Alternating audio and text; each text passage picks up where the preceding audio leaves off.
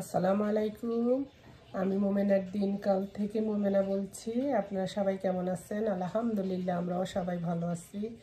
আপনারা পৃথিবীর যে যে প্রান্ত থেকে আমার ভিডিওগুলো দেখতেছেন তাদেরকে জানাই অসংখ্য অসংখ্য ধন্যবাদ। আমার পুরাতন নতুন সব বন্ধুদেরকে জানাই রামাদান মোবারক আসার আগেই এবং হ্যাপি ভ্যালেন্টাইন্স ডে দুইটাই জানাইয়া দিলাম। তো আপনারা বলেন সবাই কে কেমন আছেন, আপনাদের দিনকাল কেমন যাইতেছে? আমাদের এখানে আমরা আছি ভালো, কিন্তু ওয়েদার খুবই খারাপ। এই আজকে আবার অনেক বৃষ্টি, গতকালকে গেল স্নো, আজকে প্রচুর বৃষ্টি হইতেছে বাইরে। যাই হোক, আমি এখন আপনাদের সামনে প্রতিদিনের মতো হাজির হয়ে গেলাম। কিছু না কিছু একটু দেখাতে হয়, করতে হয়, ভুলে যায় অনেক সময়, তারপর আবার অন করি, এরকম হয়ে যায়।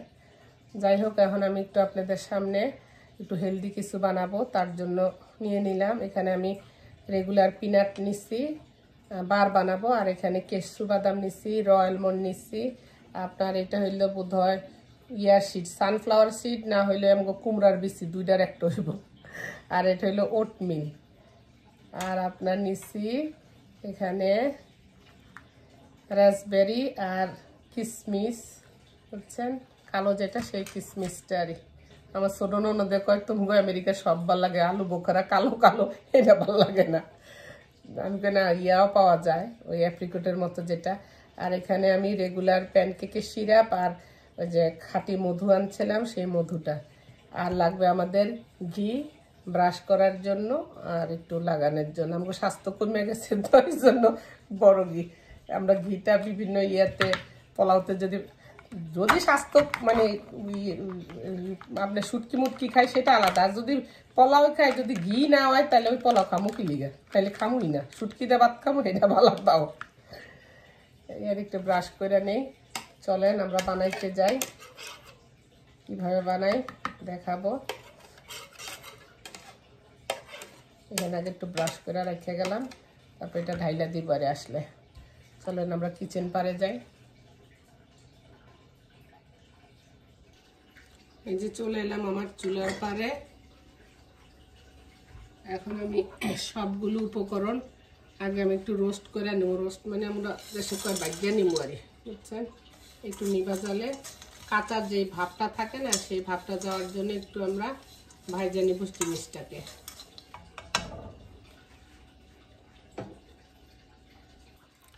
আমার বাদামটা একটু টাইলা নেওয়া হয়ে গেছে বা ভাজা হয়ে গেছে। এখন আমি এটা ঠান্ডা হইতে দিচ্ছি, একটু গুঁড়া করব, ইংলিশে কয় ক্র্যাসনি কয়, এটা করবো। আর এখানে আমি একটু ঢেঁড়স ভাজি করব।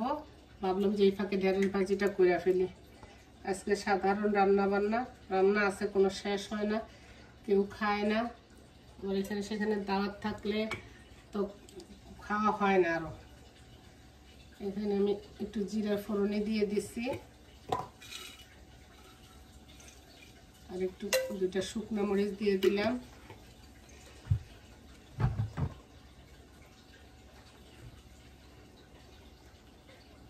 হালকা একটু হলুদের গুঁড়া দিব।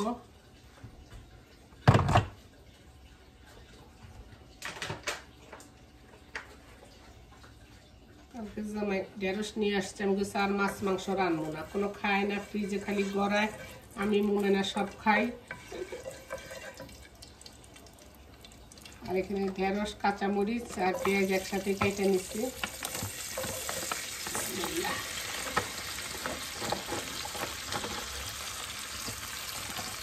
আমার জামাই প্রেগনেন্ট মেশের মতো। ভাত তো আগে তাও একটু খাইতে পারতো, এখন তার দাঁতের প্রবলেমের জন্য এখন কিছুই খাইতে পারে না।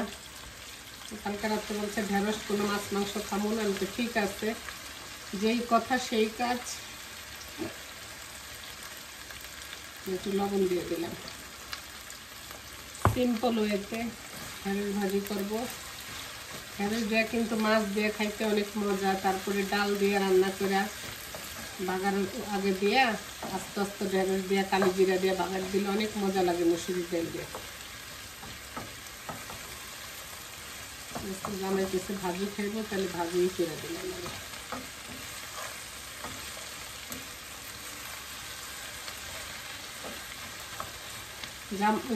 ঢেঁড়স যদি আপনি এইভাবে মানে পেঁচাল্লানি বলে ওইটাকে, ওইভাবে যদি কাটেন তাহলে লোটটা বের হয়ে যায় বেশি, যে পিছলা যেটা থাকে ঢেঁড়সের মধ্যে।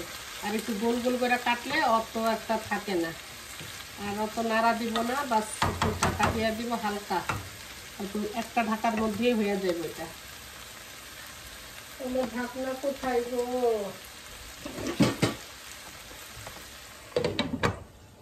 হইতে থাকুক, আমি এটা গুঁড়া করে নিয়ে আসি।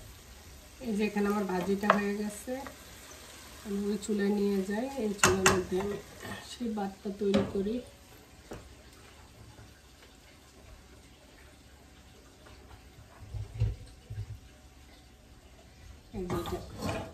আদা ভাঙার মতো কইরা ফেলছি। এখানে আমি একটু ঘি দিব।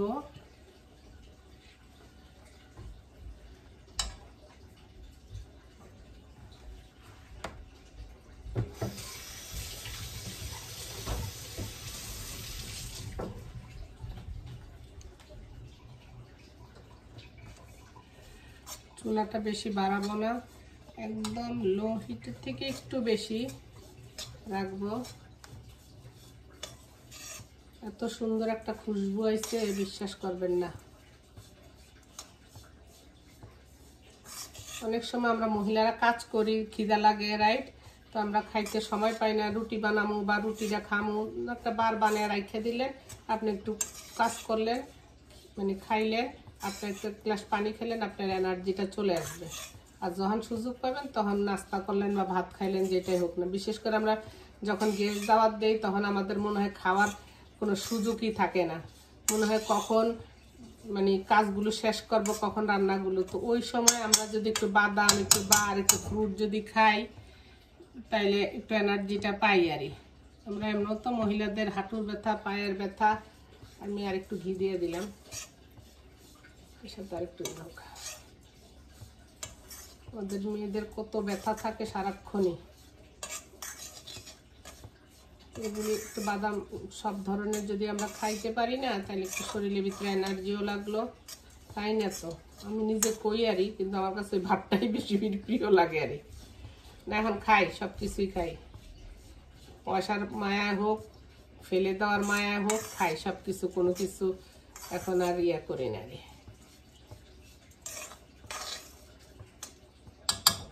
এখন এই পর্যায়ে আমি সেই সিরাপটা দিয়ে দিব। আর ওই যে কেটে রাখা, আমি আবার একটু খেজুর দিছি, এটা আপনাদেরকে দেখাই, আমি এগুলি ধুয়ে নিছি।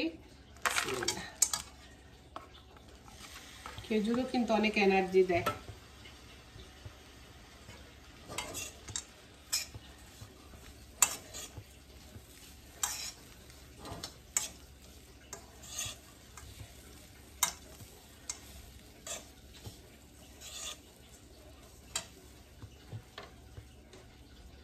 আমরা মনে করি ঘিতেও কিন্তু অনেক আপনার এনার্জি আছে।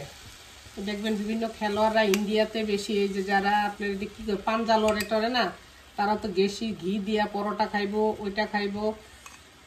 ইন্ডিয়ার কিন্তু অনেক ঘি খায়, সবজি খায় ঠিকই, কিন্তু ঘিও খায় অনেক।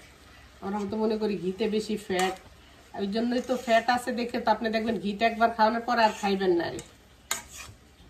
আমি এখানে সিরাপ আর মধু দিচ্ছি, আর রাসবেরি আর কিশমিশ, আর আপনার দিছি খেজুর। এখন আমি একটা প্লেটে, ওই যে প্লেটের মধ্যে ঘি মাখায় রাখছি, ওইটার মধ্যে এগুলি ঢেলে দিব। এই যে আসসালামু আলাইকুম। এই যে কালকে বার তৈরি করছি, আমি তো আপনাদেরকে বারগুলো শেয়ার করতে পারি নাই, তার কারণ কি আমি ভিডিও অন করে বক বক করতেছি, তারপরে দেখি যে আমি ভিডিও অনই করি না, লাল লাইট জ্বলেই নেই।